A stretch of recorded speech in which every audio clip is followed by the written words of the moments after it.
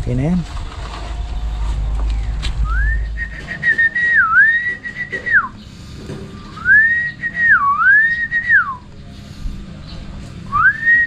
Iba siya kesa sa duckweed.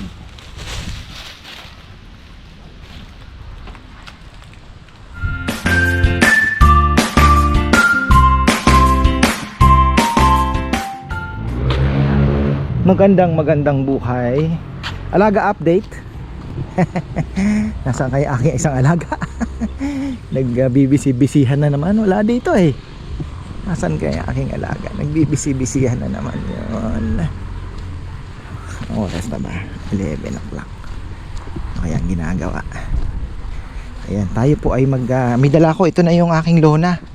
So asola na lang. Yung asola, tawag dito, ang dami ko pong mini-message na andito lang sa may Santa Maria, Mexico. Magpapadeliver sana ako ng kailangan diligin, no? Papadeliver sana ako ng asola. Nag-okay naman siya. 2 araw na, palang nangyayari. Oh. Diba? Saan kaya si aking saan ko kaya ilalagay itong hindi ko kasi mailagay doon sa may baba ng manok, gawa ng ang hose ay hindi abot. Kung dito naman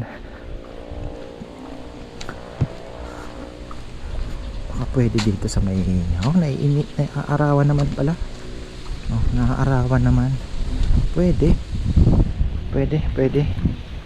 dito ko na lang sa may dito diyan na lang, may araw naman eh, diyan na lang. Saan ba dito ko na lang papaset yan, pwede na tayo dyan. Arawan naman, importante po kasi kahit pa paano 30% sun shade, hindi 70% shade, 30% sunlight. Pwede tayo dyan. Hanap tayo yung doon sa may, maganda sana doon sa may Kamatsili. Ang problema, hindi abot ng hose kung dadagdag ka ng tubig.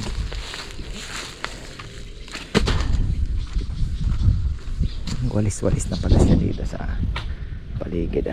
Teka, yung mga manok natin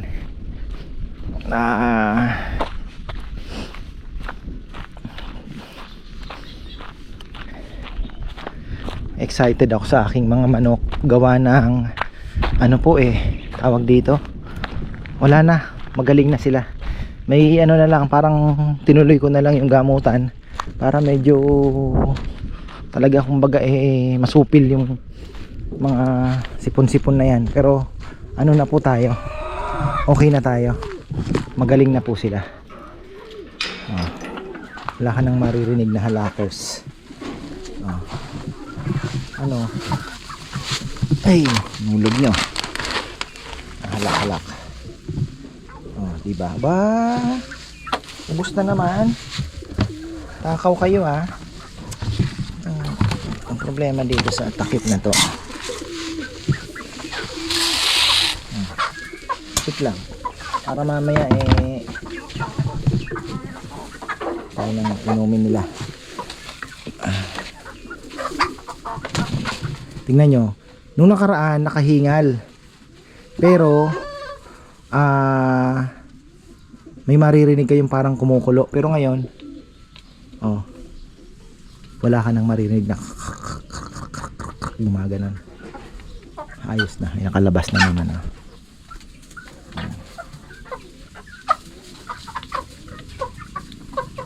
Ayan. Okay tayo. Very good.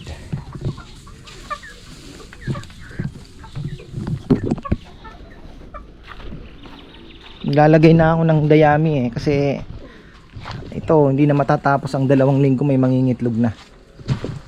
At least ready na po tayo. Ayusin ko lang tong mga bagay-bagay dito. Ito mga luma ito.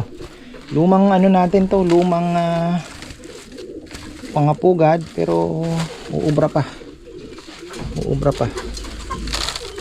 po yung iba. Yan lang ng Ito wala na. Ito pwede pa. Kaya lang natutulugan nila eh. Bibili din po ako ng maganda yung sa Pangasinan. Pag napadpad ako ng Pangasinan, maganda yung mga pugad nila.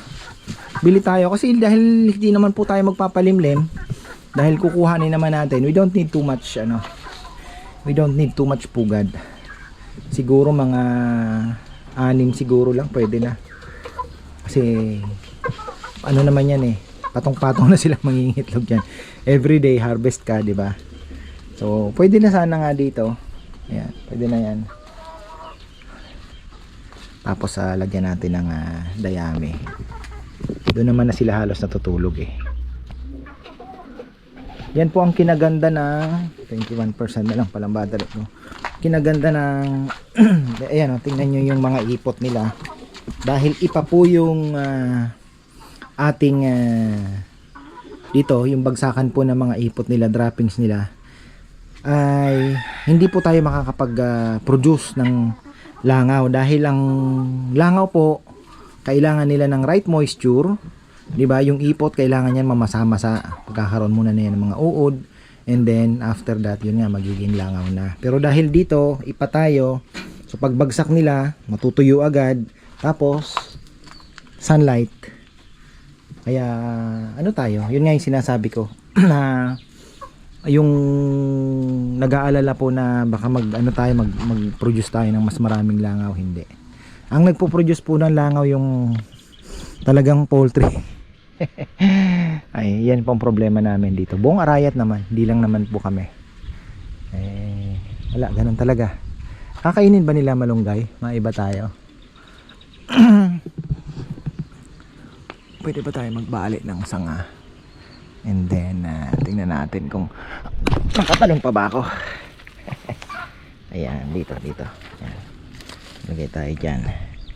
Tingnan natin. Kasi yung linagay ko na ipil-ipil, kinain po nila. Mahilig sila sa mga dahon-dahon. Mahilig sa mga dahon-dahon po ang mga manok. Kaya napakaganda sana nitong ating area na mapagpapagalaan po ng ating mga manok. Kaya lang wala pa po tayong time para maglagay ng net. At the same time ay I think masyado pang malaki para sa kanila. Gusto ko po munang masanay sila dito kasi ang balak ko ito, and then pagka nagkapag nangitlog na po, nangitlog na sila at nakapag na tayo ng mga sisiw, ay dito tayo magtatayo po ako ng dito, brooding area. Ito siguro dito na muna. Gusto kong din yan, magkakabubong. Then dito meron tayong mga anuhan ng sisiw nandito. So medyo din po yan. Medyo marami din kasi siyempre yung cycle ang pinag-aaralan mo. Let's say makakapagpapisa ka weekly, so target natin weekly ang pisa, diba? Kung let's say may ilang yung kinakain po nila yung dahon, meron kang weekly na ilang piraso, so gaano sila katagal doon sa brooder, so yun ang kailangan mo. So sige mo 1 month, so kailangan mo ng 4 na brooder.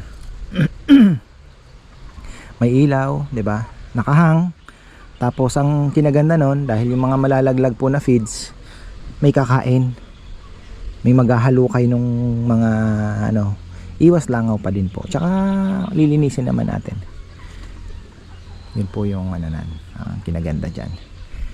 Pero yung bubong natin ito papatanggal natin 'to, lilipat na naman natin itong mga karimbuaya, which is wala naman pong problema.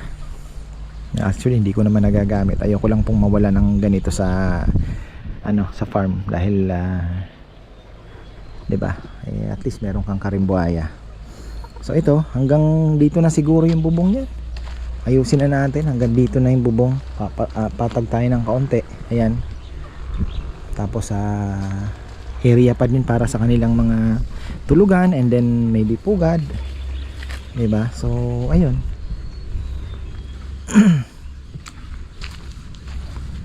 Nakain nila. malunggay.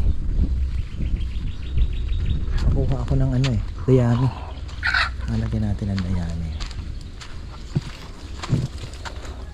Ayan. Ready na yan. Sana wag nilang tulugan kasi minsan natutulog dito, iiputan. Pero yan, doon naman sila nagsisiksikan pagka ano. Init. Init dito pala, no? Na. Di, tsaka sarado. Walang pumapasok na hangin eh. Walang hangin na umaano. Okay na yan. Okay na yan. Pag humangin kasi ang problema, wala naman silang proteksyon. Ayos na. Tapos, yung asola. Ay asola yung ano? Yung uli natin yung ano. Di kasi pwedeng hindi din maarawan.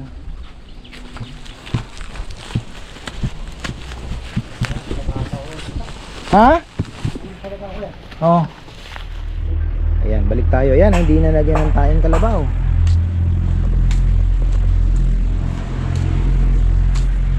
Sayang.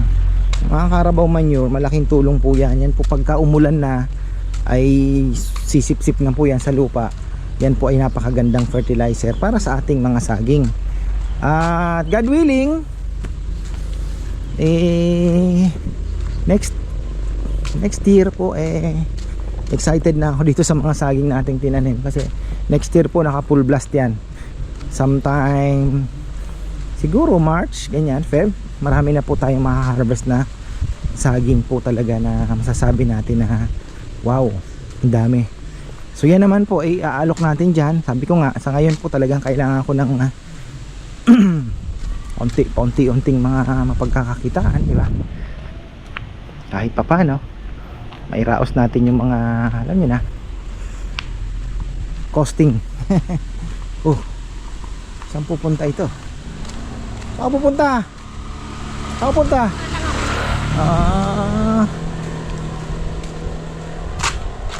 Wow, ba't binitin mo kung? Na? Ha? Di, nakalatag talaga yan sa lupa. Wow, tubig lalagay mo dyan eh.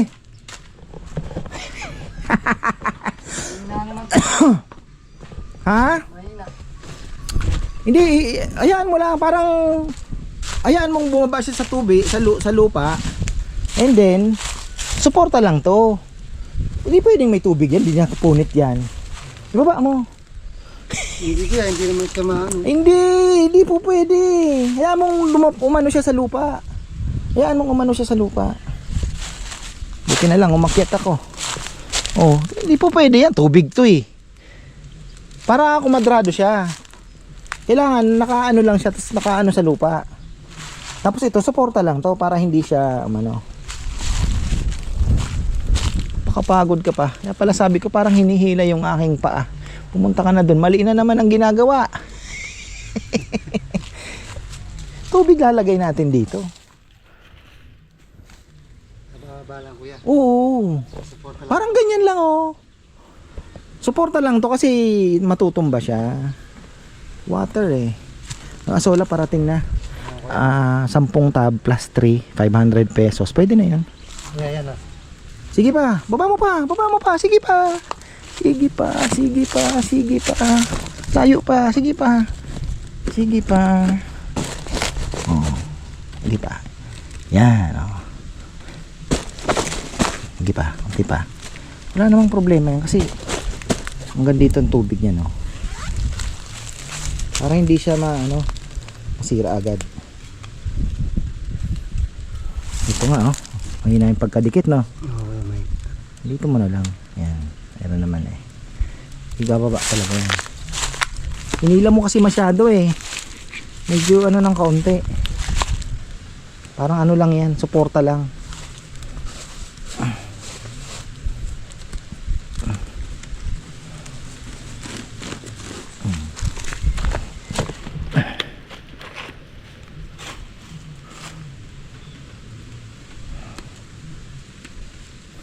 Fertilizer natin dito, tayo ding Carabao manure.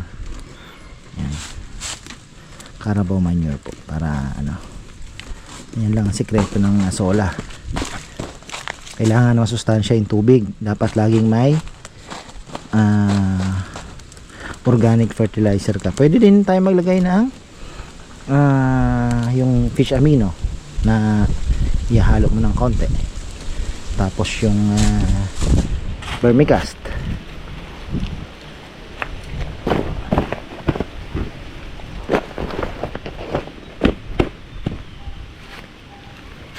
parang ano ko nga, medyo maganda maano pa ng konti. Ganito, okay. Ang kwadrado kasi yan eh. Yung ibon na yan, ano yan? Batala kuya. Ha? Batala. Dudurugin natin yan.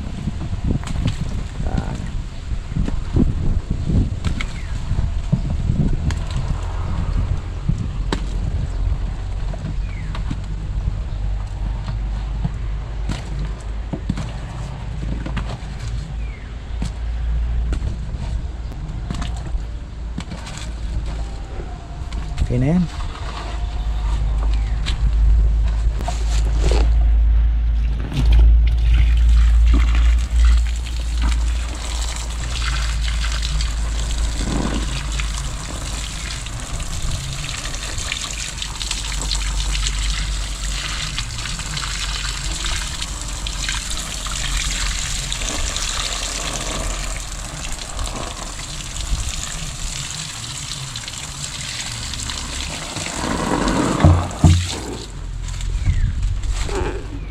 Pag ganun din pala, no?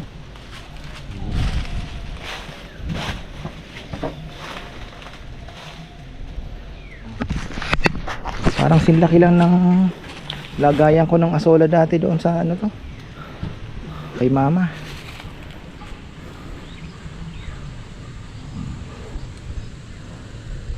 Yun kasi sana problema noon, lalagyan natin ng net yun, yung malaki. Pwede tayo maglagay doon na maramihan, kaya lang lalagyan mo ng bubong yun na net.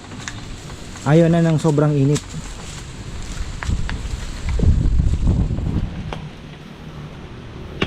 Ibig sabihin nagpahinga yung ibon ng 2 linggo. Pwede pala, no? Pagalingan ng conditioning yan. Ilan na lang ang live? Wala pang naka-report kung ilan ang live? Ano na lang ata ko yan? Sa 40 ang live. Malaki-laki pa palang dadaan ng butas ng karayom, ah. Ayan, yung... Pero sa ano maraming ano yun? Maraming na maulit sa...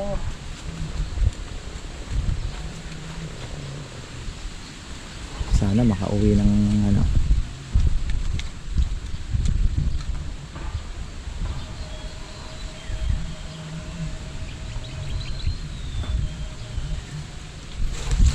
Mataas dito. Makahabol naman yan. Ang kakahabol, malalaman natin. Ayan, medyo ano ng konti, pero tatry natin. Medyo mababa dito, ah.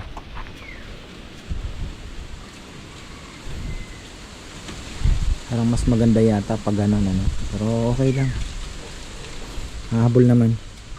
Problema lang natin dito pagka umulan, baka mapuno, so kailangan mong bantayan din. Although wala naman pong masyadong ano, dahil may puno naman sasangga. Itong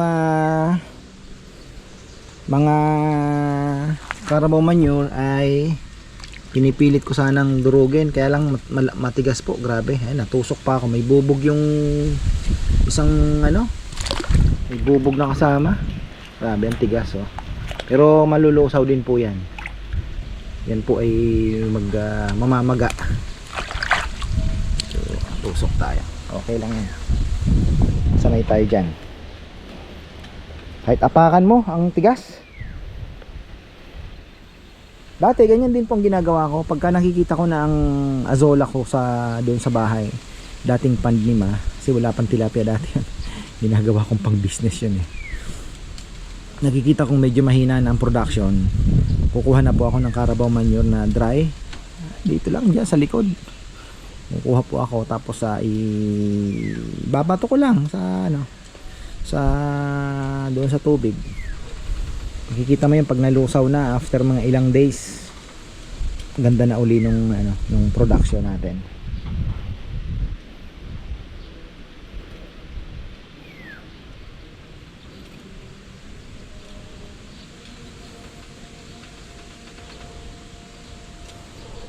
Eto, pag may alaga po kayo, gaganyan, wala po tayong Madre de Agua. Pinakamabilis na pong paraan is Azola, lalong lalo na kung chicken and bibe. Kasi yung Madre de Agua, kailangan maputad-ta rin. Yun ang disadvantage yung Madre de Agua. Halos parehas din lang naman. Or pwede kang magputol-putol, isasabit mo, gaganong-ganunin ng mga manok. Which is pwede rin natin gawin yon. Pero ang maganda kasi sa Azola, ihalo mo siya sa feeds, lalo na kung medyo yung feeds mong ginagamit is mash. Pwede nyo pong ihalo yung Azola, lalong lalo na sa bibi. Gustong gusto po ng bibi ang Azola. Ang bibi mahilig din po sa greens yan, kaya hindi po pwedeng wala silang dahon na kukurot-kurot. The best na is ano, Azola, lalo na kung ilalagay ninyo sa mga breeder, nakahang, naka plastic matting, di ba? Para mabilis pa ang production. So kailangan mo talagang maglagay ng Azola. And bakuna, napaka-importante. Dami kong kakalimutan ang bakuna, dahil pag kayo tinamaan ng Newcastle disease, sasabihin ninyo, ay, hindi pala matibay ang bibi. Tinatamaan din pala. Tapos sasabihin ng iba, uso kasi uod ngayon, tag-ulan, nakakain niya ng uod. Alam mo yun, hindi po, mga ano po yun, mga maling paniniwala po yun. Maling paniniwala. Yun po, Newcastle disease na. Yun, parang pumipilipit ang liig.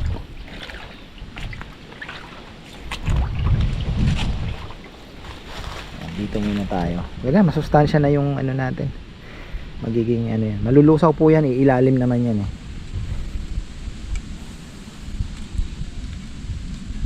Maganda dito, pagkatanghali, malamig na, morning sun lang ang silip. Perfect.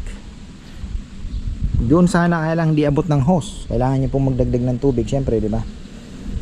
Yan ang ano. Kaya lang nito naman medyo pa ganun tayo Pero okay lang, hahabol naman. Kaunti pa.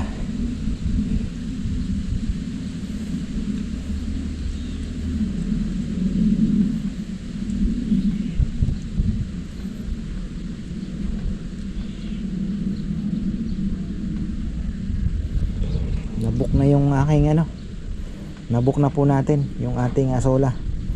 5 tabs. Kaunti lang yun. Siguro mga ganyan lang. 1/4, 1/3. Maghahantay tayo ng mga 1 week. Makikita nyo po, paradamihin muna natin yun syempre bago tayo mag harvest. Mga more than a week siguro, mga 10 days makikita na natin yung pagdami, kasi mag-a-adjust pa yun syempre, di ba? Pero yung tubig naman natin ano naman, naka-ready na, lalo na pag nababad na po yan at solid yan, solid. Yan, pwede na yan. Obserba natin, sana wala naman pong butas. Pwede na yan. At ito lalagyan natin, papalinis ko yan. Lalagyan natin yan na syempre, feeds. Nasaan kaya yung takip niya? Dito lang naman siguro. Takip. Ayun. Lilinisin natin. Ay, ang sarap talaga. Alaalaga. Importante, masaya. So ayan, mamaya puntahan natin. Okay naman yung mga inakay. Magbigay tayo ng update sa inakay mamaya. Sanay na sila sa sipol ko. Pero yung isa medyo mahina, pero kumakain naman. Mas malakas talaga yung isa, yung huli kong nakain. Kasi yung isa talagang kumakain naman. Kaya lang naputakti po yun ng pinutakti ng langgam. Ibig sabihin nung nakuha ko po siya, siguro mga 20 antik ang nakakakapit sa kanya. Talagang gusto na siyang patayin. Mahina na. Nung natanggal ko yung mga antik, ayun, kumain naman. Nabukasan malakas na. Kailangan magdilig oh. May ilang pechay na save.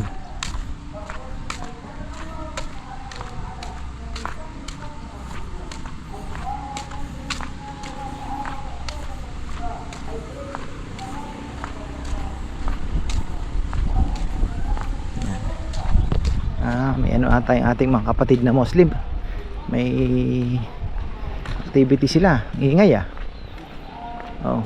may meeting. Ganda na, no? Dito tayo. Alam nyo, ang nilagyan kasi ako binigyan ako ni Kuya ng ano, kasi kanina, kagabi pala, tumawag siya mga alas 10, sabi sa akin, Gel, samahan mo muna ako dito sa bahay, mataas daw yung kanyang BP. Sabi ko, sige ka, doon ako natulog sa bahay ni Nama. Ngayon may binigay siya sa akin, yung pakain niya sa mga inakay niya. Marami din kasing ibon yun eh.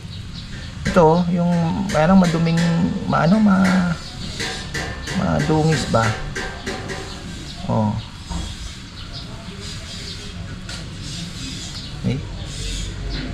madumi sa ibon. Balik tayo sa feeds. Gutom na naman.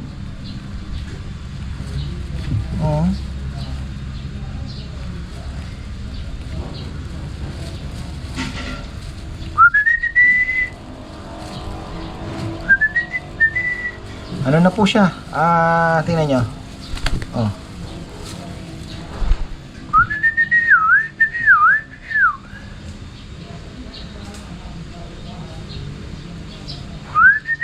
Ginaganyan-ganyan ko lang para umamo sa akin.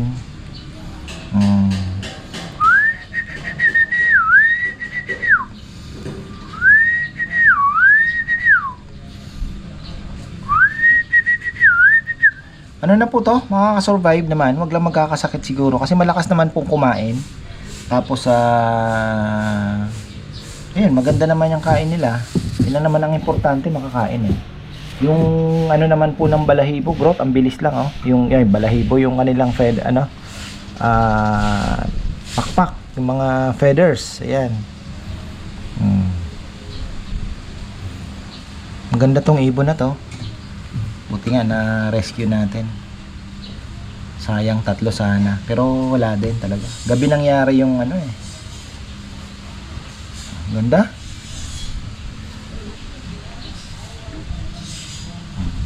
Etong isa, tingnan nyo, medyo ng kaunti kasi ito po yung unang-una kong nakuha na puro kagat ng langgam. Yung isa niyang mata, hindi ko alam kung damaged or kasi ever since parang nakapikit siya ng kaunti. Pero nabubukas-bukas naman, ayan Kasi ang dami po talagang kagat ng langgam nito.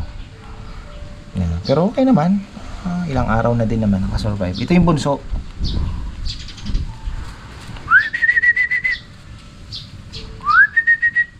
Isa lang ang balik-balikan tayo na masanay po na di ba? Okay na 'yan, masaya na ako. Papakawalan natin, pero pag sinipulan mo, let's say babalik sa iyo, di ba? Nandito naman kanilang habitat. Ang kanilang lugar ay naandito naman po sa vicinity namin. Yung nanay niya, yung tatay niya naandyan lang. Eto na. Kung may nahulog na hindi. Ito na yung asola natin. Ayan yung rider kakadating lang. Galing pa po itong San Luis. Dati dami natin ito. Ngayon tayo bumibili. Susunod nating is magre-replant po ako ng Madre de Agua para mayroon tayong mga Madre de Agua dyan sa paligid. Ilan-ilan lang. Yung mga cuttings naman tayo makukuha pa. So ngayon magpupunla tayo. Tsaka sabi ni Kongkong dun to sa bundok niya marami siya. Pwede tayo humingi ng cuttings. Tayo na nang ihingi. Dati dito puno ng Madre de Agua. Doon, di mo po makikita yan sagingan na yan. Hindi nyo po makikita yung kabila. Puno ng Madre de Agua yan. Pati doon sa may basketball court, sa bahay, puro Madre de Agua. Ito dyan sa baba, puro Madre de Agua. Yung garahe, yung ano, may small kubo, puro Madre de Agua. Yung playground ngayon at yung malalaking kubo, yun na yan, Rosel and Hansel, puro Madre de Agua yan. Tapos yun din sa likod, puro Madre de Agua. Ito hanggang dyan, Madre de Agua po yan. Yung sa may hanggang doon sa may likod ng loft. Ayan o, mga tira-tira. Yan, Madre de Agua po.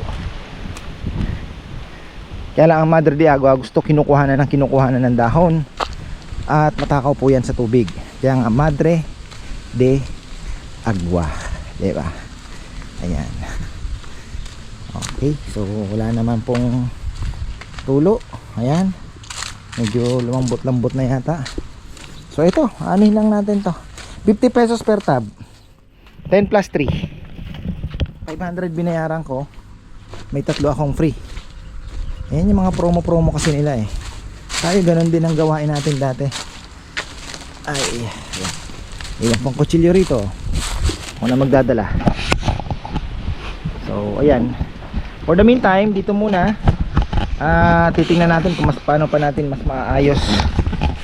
Bigyan natin ng kaunting kaayusan pa yung ano. Ayan. Ang hangin, huwag ka matutumba. Ay, so ba? Pwede na. 100 per kilo kasi na sa una kong ano. Ito po yung sinasabi ko. Ang asola iba sa duckweed. Ayan po yung kanyang tingnan nyo. Iba siya kesa sa duckweed.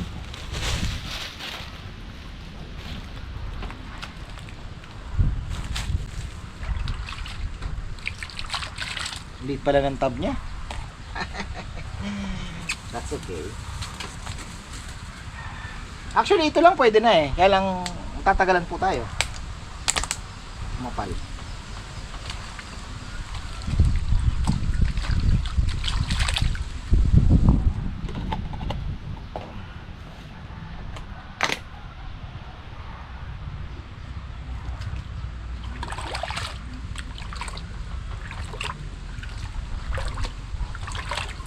Di po yan magbabaliktad.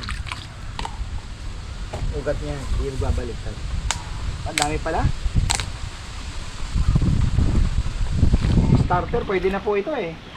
Naparami pala binili ko. Okay lang, kasi 300 sa Lalamove. Baka mas, ano pa, mas mura pa yung asola sa Lalamove. Actually, ano na to eh, kahit ano, pwede pa. Dami. Makapal to.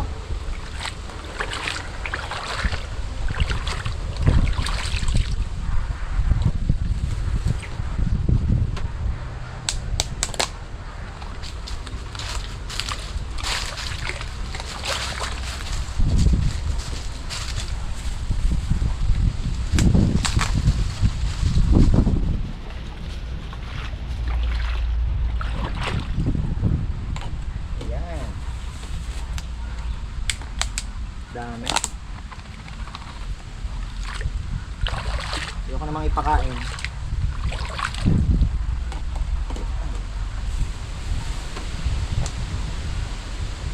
Lumubog na yung mga Carabao manure.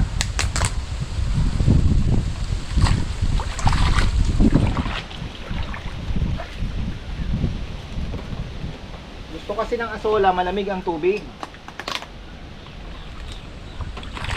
Tapos masustansya. Ayaw niya ng mainit na tubig. Nagba-brown po yan. Nakita nga akong vlog, kulay brown na yung asola niya eh. Nasa arawan eh. Hindi talaga yung mag-ano. Hihirapan siya. Yan, isa na lang.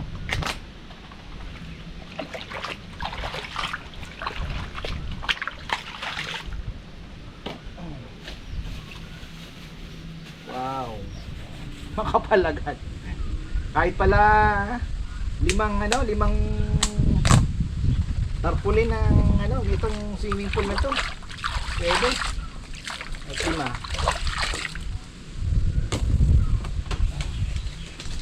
Dami naman. Sa starter, sobra po ito. Kukuha na natin to agad. ilang ano lang, ilang siguro pwede na tayo sumalok. Parang pinag-aaralan ko, parang kailangan ko ng 2 ganito o 3 para sa manok. Titingnan ko muna kung magiging effective ba itong ginawa natin na to. Pagka ano, pwede tayong magdagdag.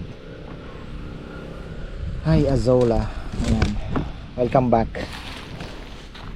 Meron tayong lechon ngayon kahit papano may humabol, 45 kilos. So ayun, sakto meron naman tayo. Lagyan natin ng pagkain, tapos tayo naman ay punta na sa bibe, then pahinga na tayo. 2:30.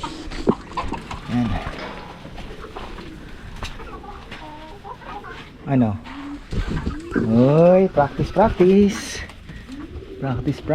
Baka nakakita lang kayo ng ano, mangitlog na kayo ha. Nakakita lang kayo ng magandang pugad. Lapit na po silang graduate sa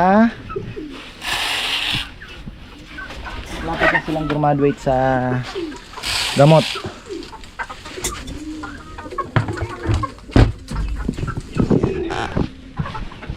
Tubig pa naman.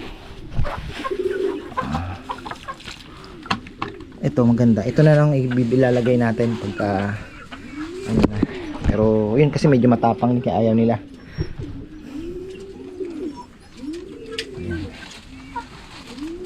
Wala pang pumuputak Pag may pumutak na, ibig sabihin may nangingitlog na. Pero malapit na po yan.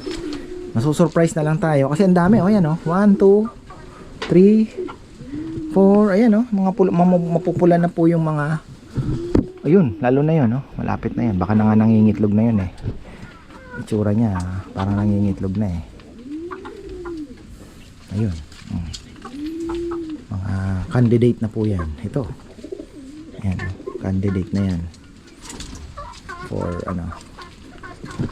pangingitlog ba. Lapit na yan. Uy, lalandaan dito kasi lapit lang sana natin. Pintuan, iikot tayo.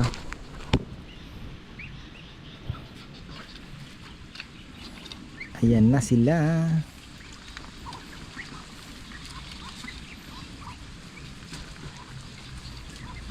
Meron akong Black Dragon daw tinatanong ko kay Quack Time Hindi ka bro, magkano ang Black Dragon? Anong kaibahan? Imported daw.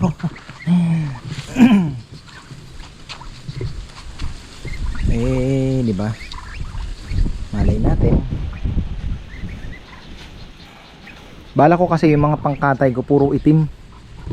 Mag-aano tayo, gusto ko pong mag-produce ng puro itim. Ayan yung whitehead na yan, ganyan. Halos puro itim na po ang ating ipoproduce. Plus yung mga Indonesian natin na paghahalo-haluin. Pero yung gusto kong paramihin ng mga pwede rin pangkatay, di ba? Yung low end natin puro itim lang. Para magandang tingnan.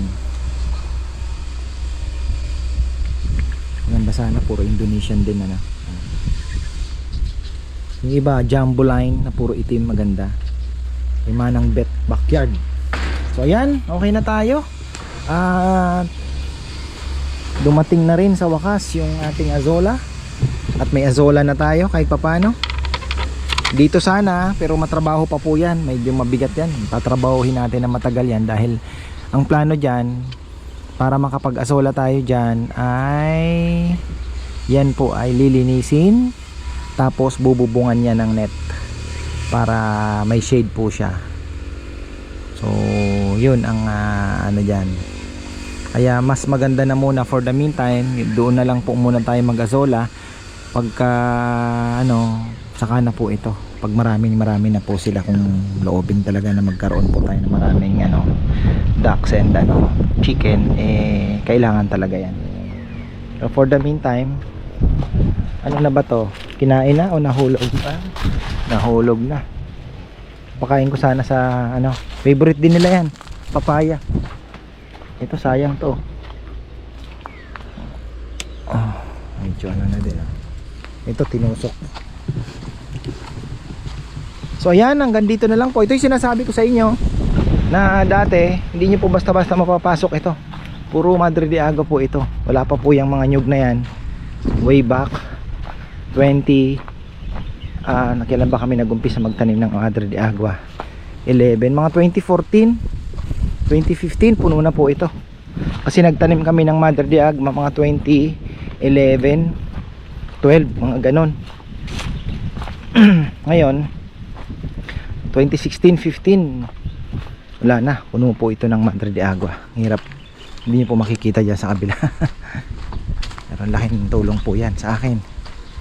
Talagang laking biyaya. So ayan, marami pong salamat at magandang buhay.